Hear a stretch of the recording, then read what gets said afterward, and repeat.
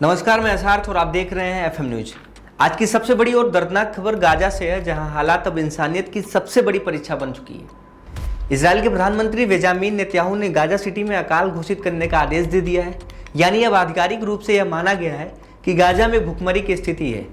लेकिन सवाल यह है कि क्या फैसला सुरक्षा कारणों से लिया गया है या फिर गाजा के आम नागरिकों पर और ज़्यादा दबाव डालने के लिए लिया गया है। सबसे अहम बात, इस अकाल का बोझ झेल कौन रहा है। गाजा युद्ध, बमबारी और खून खराबे के बीच अब एक भूख का नया युद्ध भी झेल रहा है। सैकड़ों किलोमीटर तक फैला यह इलाका, जहां कभी बाजारों में रौनक हुआ करती थी, आज सुनसान पड़ा है। खाने पीने का सामान तो पूरी तरीके से गायब हो चुका है। जो थोड़ा सा बचा है ना, उसकी कीमतें आसमान छू रही हैं। लोग अपने बच्चों को सिर्फ पानी पिलाकर सुला रहे हैं। संयुक्त राष्ट्र की ताज़ा रिपोर्ट बताती है कि गाजा में 70% की आबादी को दिन में सिर्फ एक वक्त का खाना मिल रहा है। यहाँ के बच्चे जो हैं वो कुपोषण का शिकार भी हो रहे हैं और अस्पताल जो हैं दवाइयों और बिजली के बिना ठप हो चुकी हैं। और अब नेतन्याहू सरकार ने इस स्थिति को अकाल घोषित कर दिया है। तो देखिए, ये सिर्फ एक राजनीतिक फैसला नहीं है, बल्कि एक मानवीय त्रासदी की घोषणा है। नेतन्याहू का कहना है कि ये कदम हमास को कमजोर करने के लिए जरूरी है। इजराइल का आरोप है कि हमास अंतर्राष्ट्रीय मदद को अपने कब्जे में लेता है और हथियारों में इस्तेमाल करता है। लेकिन सवाल ये उठ रहा है कि अगर मदद रोकी जाएगी, अगर खाना और दवा गाजा तक नहीं पहुंचेगी, तो क्या इसकी सबसे बड़ी कीमत हमास चुकाएगा या फिर गाजा के निर्दोष बच्चे, महिलाएं और बुजुर्ग। अगर मैं आपसे बात करूं तो गाजा की आबादी लगभग 20 लाख है। संयुक्त राष्ट्र का अनुमान है कि 12 लाख लोग तत्काल भूख के खतरे में हैं।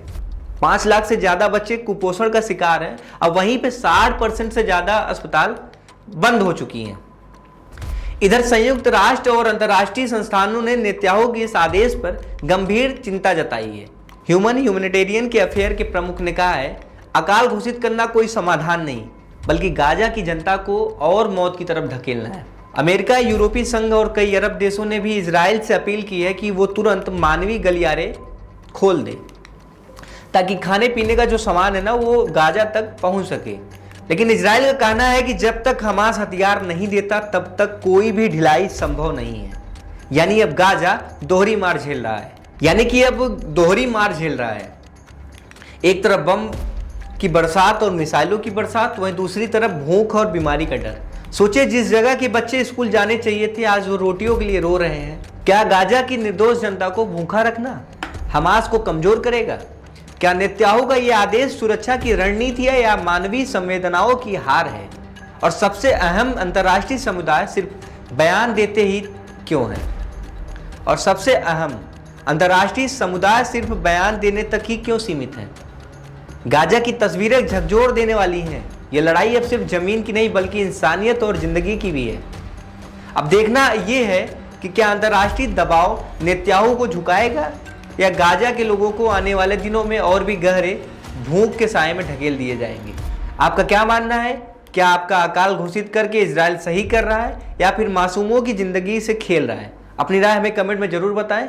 इसी तरीके की तमाम बड़ी खबरों को देखने के लिए एफएम न्यूज के साथ जुड़े रहें।